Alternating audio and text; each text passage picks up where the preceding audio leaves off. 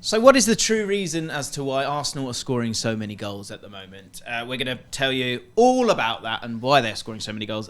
31 Premier League goals in 2024 in only 7 games. But before that, we've been clipped up, Nubaid. To the question at the start, are they going to miss out by not signing a striker in January? Yeah. Absolutely they will. Yeah, I totally agree. I think when you look at any of the teams that are doing well in the league this year, they've got too many goals in their team. Yeah. Man City, Aston Liverpool, Villa even. Tottenham. What I would like to say is Pippa from Arsenal Fan TV is off camera going, yeah. Okay? So she seems to be getting away with this one. Kim, how do you feel about that clip? Are we miles off it, or is there something that we can put forward? They're averaging about 4.4 goals per game in 2024, so there are a lot of goals. I do have a caveat to this, which I can get to, but how do you feel about it? I don't think you can be blamed saying that then in the season that Arsenal Thank you, Kim. might You may return. Yeah, made up for my error before. No, but yeah, I don't think you can be blamed for saying that. I think that was kind of a glaringly obvious thing that people were saying. And the last 7 games, for a large part of them, they've not had Gabriel Jesus, which has meant that both Martinelli and Saka have been given freedom and reign to go in the middle. Now, when you've got players like Declan Rice and Odegaard behind you, I think that is a better style of football than trying to hit a target man or trying to get crosses into a target man. And I think what I've seen over the last few weeks of Arsenal, bear with me a moment, I kind of make a few comparisons with the Spurs Champions League final team, where they got to the Champions League final because Harry Kane was injured, and that put extra impetus on the wingers and the midfielders to get forward and to get goals rather than to play their whole style of football trying to hit one man. And I feel like that's kind of what's happened with Arsenal at the moment. The amount of goals that they're scoring from free-flowing positions is amazing. And, of course, they're also getting goals from set pieces. They've got the most amount of goals in the Premier League, I think 18 from set pieces. So when everyone is pitching in, including defenders from corners and free kicks, that's why the team is shining at the moment. So I don't blame you for saying it, but you've got egg on your face. Well, do you know what? Sometimes you got to reverse, you got to row back, as they say, and sometimes you got to kind of stick with it. Set pieces is a really good point, by the way. So Arsenal scored 18 goals from set pieces this season. The next highest is Everton with 15. I think allowing Declan Rice to take those corners, which feels a bit odd when you've got a big guy who could be in the box. His delivery just seems to be so consistent, and it's hurting the opposition massively. And in open play, as you say, a bit more free flowing. I'm going to get myself in trouble here, but I have a slightly different spin on it. And in terms of the title race, the thing that I keep coming back to is on this incredible run, which has been incredible, and the goals are insane. Great win. Great win against Liverpool. Can't take that away from them. But around that, you played a Crystal Palace team that the fans were protesting for Hodgson to go out, so weren't in a good place. Forest, who are right down there. West Ham, who were in a horrible place at that time as well, with David Moyes. Burnley, I don't think I need to say too much about that one, because they're having an absolute stinker of a season. If you think about how bad Sheffield United are, they're on the same points as Sheffield United. They've had the defeat against Porto, which was, I think, a frustrating game. Newcastle, cracking performance. And I can't take that away from them, but it is a Newcastle side that has conceded a lot of goals, a lot of XG this season as well.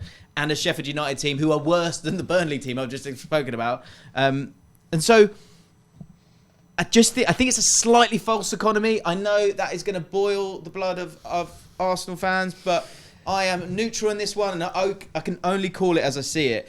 I don't think they were as bad as they were in the 3 games they lost, but I also don't think they're as good as they are in this run. The next few games, and April in particular, Chelsea, Man City, Brighton, Aston Villa, Tottenham, Man United, huge games, and different kinds of games as well. And so I would beware hubris. I'm glad that I get to go last, because they're going to hate you enough. Yeah, feel free. Whatever I say, they're going to be like, it's better than what he just said. But listen, I completely agree. I think in football there's these things that we often do where we go we look at a load of stats and go, this is what they've done, and put a blanket rule over what that feels for all of us. Or just the recent run, I think. Yeah, and to be fair, at this point in the season, you need a run. That's one thing. If they go all the way to the end and keep winning, that is probably what they need to go and win the league. And I'm not saying they can't win it. And I'm not saying they're going to fall off, and I don't think they'll lose many games. They might draw one or two. I think you're just adding context to what people are taking as the black and white. I'm on the defensive. Sorry, you talk. The Newcastle game, I agree. That game, they were nearly perfect. Yeah. But for context, Newcastle conceded 4 against Luton.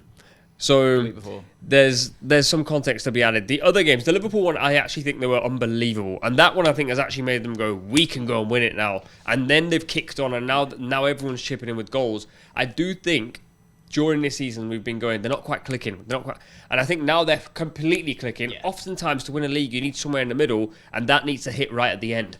Right. So it might be hitting now, but if they're going to lose to City, it doesn't matter. You can beat these teams. You can beat the next team 12-0 if you want. If you don't beat City, that's the one that really counts. If you don't beat Tottenham, those are the ones that really count. So I'm not saying they're not very, very good right now. Yeah. But I do think, the Sheffield United game, people were saying Arsenal were irresistible. Sheffield United were absolutely horrific. And Joe has a great point with that game, and with all these teams that we're talking about, confidence is integral in this. And so in terms of Arsenal and the march to go and try and win this title, they are absolutely in it. Wholeheartedly. And I could really see this going to the last game. And in terms of like an overall drop-off, I think because defensively they're so strong, there's more. I think they'll all go to the end. But for me, it feels like if anyone's going to really drop, it will be Liverpool, aside from Arsenal. I've said throughout the season that I thought Liverpool would finish above Arsenal, and I've said a little while ago, I think Liverpool, with all the things, and we spoke about it in the preview before,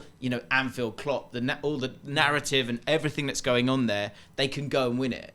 But Arsenal are going to be in there. I just feel like they're not as good as everyone's thinking right now. The one thing I'll say very quickly is, they're scoring goals, but actually for me it's the other side. They're not conceding chances. Yeah. And I think, yes, people are going, they scored 31 goals. I think they could have won all these games 2-0, and I would still be saying they're still as good as what people are saying right now, because they just do not concede chances. That's how they'll win the league. I don't think they're going to win the league by scoring. I just saw the stat here, which is, if they do this, then I put my hands up, they'll never need a striker. But if they keep this up, they'd score around 49 more goals and finish on 117 goals. I'm telling you now, I said absolutely in the striker video, it's absolutely not going to happen. So that's where I stand on it. Yeah. I think you're both being a little bit harsh, to be honest, because you have to beat who you put in front of. And I would say, honestly, I think out of the 3 teams at the moment, and you are right about talking about, we do put a blanket on form and we put numbers to stats and stuff like that, and it doesn't usually tell an overarching story, but I think in this case it does. I think out of City, Liverpool and Arsenal, in 2024, Arsenal have been the best team. They are playing the best football, I think. And this is quite ominous, the amount of goals they're scoring. You make a really good point. Obviously, winning 1-0 against City at the Etihad means a million times more than it does beating Sheffield United 6-0. And that game was frankly a farce. Sheffield United were an absolute disgrace. But I think where Arsenal are at the moment is exactly where they want to be. And I take it back a little bit to last season, where they weren't necessarily chasing because they were ahead and they were first for a long part of the season, but there was always the expectation that City were going to catch them up. And when they were in that run, they were just relentlessly winning games. It was like last minute against Bournemouth, followed by last minute against Manchester United. I think they're amazing as chasers. My worry for Arsenal would be if City and Liverpool did slip up and Arsenal went first, they get eaten alive. Would they be able to have the composure to stay there? I don't think so. I think that's a fantastic point. And that's it. It's all about context with all of this. And you can only get 3 points from each of these games. And I don't know if it's just in my sort of sphere. I think people generally think it's Liverpool. They think it's a 3, but they think it's Liverpool and Man City. And I think that suits Arsenal. Yeah, absolutely. I think they like that space. But will they, do you think they... You're right, there could be that just bit of tensing up at some point. And when that comes, Saka, I think, is always going to... He's a bit of a machine and he's always going to be elite to a point. But Havertz, is it still going to come back to what we said in February, where you needed the Haaland to get you over the line? The thing is, I think Arsenal, and I've said this for a while, are a hybrid of peak Man City and Liverpool. They'll have guys who contribute from wide areas. They don't need to focus on a guy in the middle, which is absolutely fine. But now they need Saka and Martinelli, who's just picked up an injury, to perform at this level till the end of the season. I think Saka has it in him. I don't believe Martinelli has it in him. And then you go, okay, so do you have someone else who can do that for you? By the end of the season, if they don't win the league, people are going to say Kai Havertz didn't score X amount of goals. Yeah. And that's the reality of it. If they do win the league, they're going to say Kai Havertz, what a signing. That's the situation. Arsenal are in that flip-flop situation. And I do think this is a unique season. I think City are not as robotic as before. And Liverpool are literally just sucking the ball into the net every game. And that's quite unique because we can't put a metric on that. We're kind of sat here going... But Liverpool have so many different profiles that you can put on and change it. That's the thing, that's a superpower that I feel like they have as a side to the others. You were going to say something? Yeah, I think... And I might get hammered for it, and I think we're all getting hammered in this. I like to be positive about Arsenal, but I think the thing that's going to come up against them is the same thing that happened last year, and I think it's really actually got quite little to do with on the pitch. I think it's the mentality and it's the experience of the players and the coach. Like, I don't want to force the narrative of they bottled it last year, but they were in a very, very comfortable position, and they really should have gone on to win the league. And I think the experience, the lack of experience and the mentality maybe from Arteta that filtered down into the players of when they were comfortable and the fans were singing, now you're going to believe us, we're going to win the league. I think that got to them, and I don't know if they've added enough winning experience. They've got Declan Rice, who's a fantastic player and kind of has that captain mould about him, but he's not a winner. He hasn't won that many trophies. Of course, he did with West Ham last year. I don't know if they've got enough winning mentality to go up against Klopp, and then, as you say, the robotic Manchester City team who are born bred winners. One thing I'll say is, very quickly, if they beat City, I think they'll win the league. Because I think if they can go past that bit, momentum at this point is everything, like it was against Liverpool. If they get past that thing that they couldn't get past last year, they'll go, nothing can stop us now. Yeah. If they lose that one, that's the biggest Pep flex in the world. Because Pep will just go, sit down. Yeah. Like, this is what we do. We do it every year. There's a peck flex there. Which would be great to see. Yeah, for me, it's still... The open play has been much better, but against weaker opposition. And also, if you think of a lot of those goals, which affect the game state, which is fine, and utilise it, and I think it's why Arsenal... I don't think Arsenal bottle it this year at all. I think they're much better. I think they're much smarter. I think they've got more experience, and I think they've got more leaders.